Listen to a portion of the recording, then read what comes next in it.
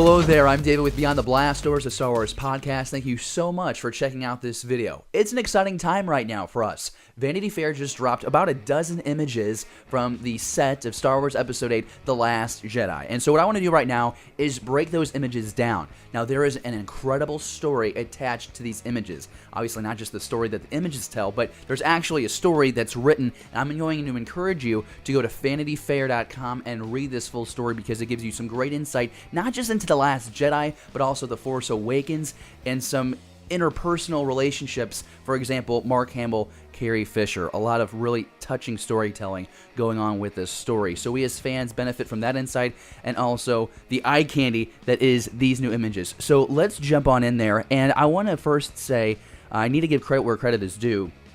These photographs were exclusively taken by Annie Leibovitz, and the story is told by David Camp, and together they do an incredible job. And we're going to start with an image of Rey training with Luke's lightsaber by the ocean. Now, I know this is the first image, but this is probably going to be my favorite. Next, we get an image of Rey and Chewie inside the Falcon's cockpit. That's followed up by a picture of Carrie Fisher as General Leia, Oscar Isaac as Poe Dameron, John Boyega as Finn, and new character Rose, played by Kelly Marie Tran. Our next image gives us our first glimpse of the galaxy's diversity. Canto Bight is a casino city created for Episode 8. Director Rian Johnson says he wants to see where all the rich assholes hang out in the galaxy. Looking at this image, you can see a variety of fashion styles and species that fit the Star Wars world. I think a complaint at times of Force Awakens was it seemed influenced by J.J. Abrams' other franchise reboot, Star Trek.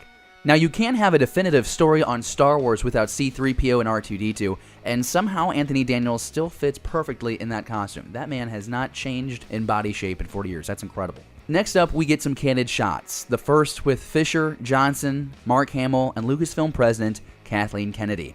I'm not sure what's better fashion news in this image. Is it Kennedy's loafer shoes or Mark Hamill's right-hand glove? It's back, not in black. It's brown, like a brown leathery, but it still looks nice. Now I feel like I need to get serious because this is a photo that carries a lot of emotional gravitas. Carrie Fisher with her daughter Billy Lord. A powerful reminder that Star Wars is, always will be, about family, in front of and behind the camera. It makes sense the next photo is of Mark and Carrie in a very warm embrace. Now their relationship is very well documented, young 20-somethings flirting on the set of the original film. Fast forward to now, a 40-year friendship, and Mark Hamill says it's still continuing even after her passing. Now we do get a look at a few new characters in Episode 8. The first is played by Laura Dern, Vice Admiral Emulyn Holdo. Don't know much about her, but she is long, elegant, and that pink hair really has me nervous.